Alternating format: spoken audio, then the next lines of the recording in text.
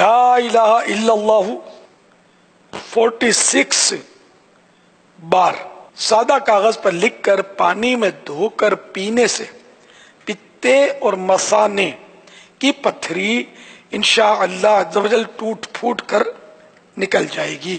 میت کو زخم ہو اور خون رس رہا ہو، اس صورت میں کفن کو ناپاک ہونے سے کیسے بچایا جائے؟ غسل میت کے بعد اگر خون جاری ہو جائے اور اس سبب سے کفن ناپاک ہو جائے تو نہ غسل دوبارہ دیا جائے گا اور نہ کفن ہی تبدیل کیا جائے، بلکہ اس طرح کا کوئی بھی معاملہ ہو جائے تو غسل و تکفین سے کچھ بھی دوبارہ نہ کیا جائے۔ البتہ بہتر ہے کہ جہاں سے خون بہ رہا ہو وہاں زیادہ روئی رکھ دیں کہ کفن خراب نہ ہو۔ یمن کا بھیانک کنواں، ایک حاجی صاحب نے کسی دیانتدار شخص کے پاس مکہ مکرمہ زادہ اللہ شرفا و تعظیمہ میں 1000 دینار بطور امانت رکھوائے۔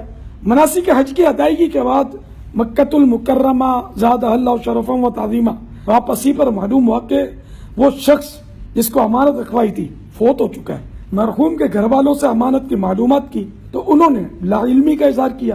ایک ولی اللہ نے حاجی سے فرمایا آدھی رات کے وقت بیر زمزم کے قریب اس شخص کا نام لے کر پکارو، اگر جنتی ہوا تو انشاءاللہ عز و جل جواب دے گا۔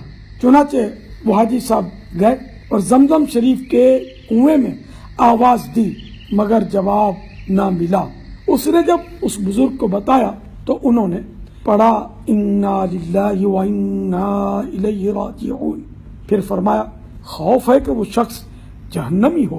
ملک یمن پہنچو، وہاں برہوت نام کا ایک کنواں ہے، آدھی رات کے وقت اس میں جھانک کر اس آدمی کا نام لے کر پکارو، اگر جہنمی ہوا تو جواب دے گا۔ چنانچہ اس نے ایسا ہی کیا، اس نے جواب دیا۔ تو حاجی صاحب نے پوچھا میری امانت کہاں ہے؟ اس نے کہا میں نے اپنے گھر کے اندر فلاں جگہ دفن کی ہے، جا کر کھود کر حاصل کر لو۔ پوچھا تم تو نیکی کے حوالے سے مشہور تھے، پھر یہ سزا کیسی؟ اس نے کہا میری ایک غریب بہن تھی، میں نے اس کو چھوڑ دیا تھا، اس پر شفقت نہیں کرتا تھا، اللہ تعالیٰ نے بہن سے قطع تعلق یعنی رشتہ توڑنے کی مجھے یہ سزا دی ہے۔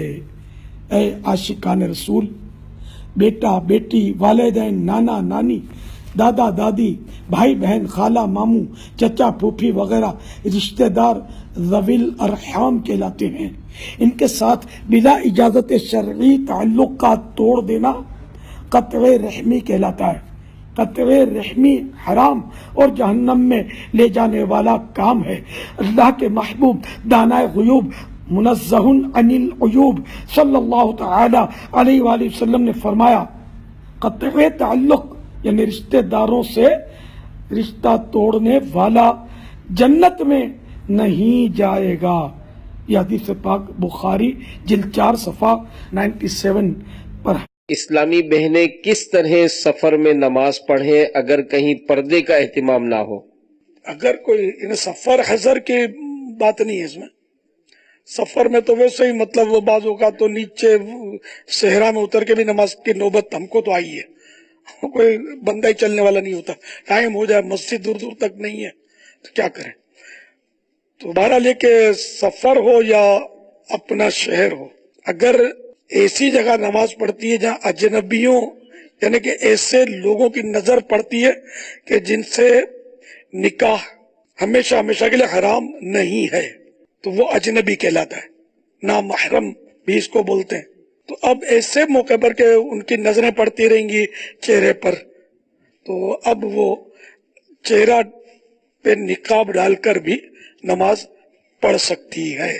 مسجدیں بہت پیاری پیاری ہوتی ہیں، یہ مسجد حرام ہے، یہ مسجد نبوی ہے، یہ پیارے آقا کی مسجد ہے، یہ مسجد اقصی ہے، یہ مسجد فیضان مدینہ ہے، اور یہ کنز ایمان مسجد مسجد ہے، مسجدیں ہمارے گھر سے بہت بڑی بڑی ہوتی ہیں۔ ہم مسجد میں ہوں اور کھیلنے کا دل چاہے تو کیا کرنا چاہیے؟ کیا تھوڑا سا کھیل سکتے ہیں اور تھوڑا سا ہنس سکتے ہیں؟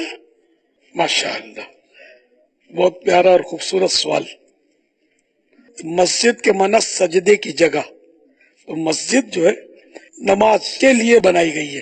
اب رہا یہ کہ اور کیا کیا کام کر سکتے ہیں، تو اور کچھ کام ایسے جو کر سکتے ہیں، جیسے اس وقت یہ بیان ہو رہا ہے، یہ کام بھی کر سکتے ہیں، لیکن کھیل کود کا یہ میدان نہیں ہے، اس میں کھیلنے کی بھی اجازت نہیں ہے اور ہنسنے کی بھی اجازت نہیں ہے۔ حدیث پاک میں ہے مسجد میں ہنسنا قبر میں اندھیرا لاتا ہے۔ تو ہنسنا اس کو کہتے ہیں جس میں اتنی آواز نکلی کہ خود سنا کسی اور تک آواز نہیں پہنچتی، اگر کوئی ہو تو بھی وہ سنے نہیں، آواز نہ، اتنی آواز نہ جائے۔ یہ ہنسنا جو ہے نا، اس کے تعلق سے ہے کہ قبر میں اندھیرا لاتا ہے۔ اب بعض لوگ ہا ہا ہا کر کے ہنستے ہیں، کہ کچھ نہ کوئی آواز نکلتی ہے، دوسرا ہو تو سن لے، اس کو کہا بولتے ہیں۔ تو کہا تو مسجد میں وہ لگاتے ہیں لوگ، حالانکہ صرف ہنسنا بھی قبر میں اندھیرا لانے کی حدیث پاک میں وعید ہے، تو کہا خدا جانے کیا قہر ڈھائے۔ ہاں، مسکرانا جائز ہے، یوں جیسے یوں کرتے ہیں، دانت نکلتے ہیں تو یوں خالی ہونٹ پھیلتے ہیں، تو یہ مسکرانا جو ہے، تبسم، مسکرانا، یہ مسجد میں منع نہیں ہے۔ ہاں، بچے کھیلتے ہیں مسجد میں، تو بچوں کو تو اس کا بیچاروں کو کیا گناہ ملے گا، لیکن بچوں کو جو لایا ہے، جس کو پتا ہے کہ بچہ کھیلتا ہے، تو بچے کو لانے والا، اس کو پتا ہے کہ بچہ شور کرے گا تو اس کو لانا نہیں چاہیے۔ اب بچہ شور کر رہا ہے اور وہ جو لایا ہے وہ اس کو روک بھی نہیں رہا، تو یہ گناہ گار ہوگا۔ اب روکنا بھی بچے کو مشکل ہوتا ہے، اس کو یوں کریں گے تو وہ تھوڑا چپ ہو جائے گا، یا آپ کے سامنے یوں کرے گا، وہ بھی نہ سمجھ ہوگا تو، اور تھوڑا سا سمجھدار ہوا تو کچھ دیر کے لیے چپ ہو جائے گا، پھر بچہ ہے، بھول جائے گا۔ بچوں کے حافظے کمزور ہوتے ہیں۔ یا آپ نماز میں ہوئے تو اگر اس کو اتنی پتہ ہے کہ جب تک یہ ابو یوں اور یوں یہ نیچے نظر رکھ کے یوں کرتے ہیں نا، تو ابو کچھ بولتے نہیں ہیں، تو اب وہ اس کے پابندی اڑ جاتی ہے، وہ سمجھتا ہے، اور بس اب پھر وہ کل اختیارات جیسے اس کو مل جاتے ہیں۔ تو اس لیے ایسے بچوں کو لانا جو شرارتیں کرتے ہیں، شور شار کرتے ہیں، ان کو مسجد میں لانا جائز نہیں۔ اور ایسا چھوٹا بچہ لانا جس میں یہ ظن غالب ہے، یہ خیال جمع ہوا ہے کہ یار یہ پیشاب کر دیتا ہے، پتہ ہوتا ہے، یہ بولتا نہیں ہے، تو ایسے بچے کو لانا مسجد میں گناہ ہے۔ اور آپ بولو پیمپر باندھ کے لے آئیں گے ہم، وہ پیمپر بھی اچھی کمپنی کا اور بالکل اس میں سے لیکیج نہیں ہوتی، تب بھی جائز نہیں، چاہے کیسی آپ کے نزدیک اس کی کوالٹی جو ہو نا پرفیکٹ ہو۔ مسجد میں اجازت نہیں کہ وہ پیمپر کے اندر تو اس کے نجاست ہے نا، تو مسجد میں نجاست لانا یہ جائز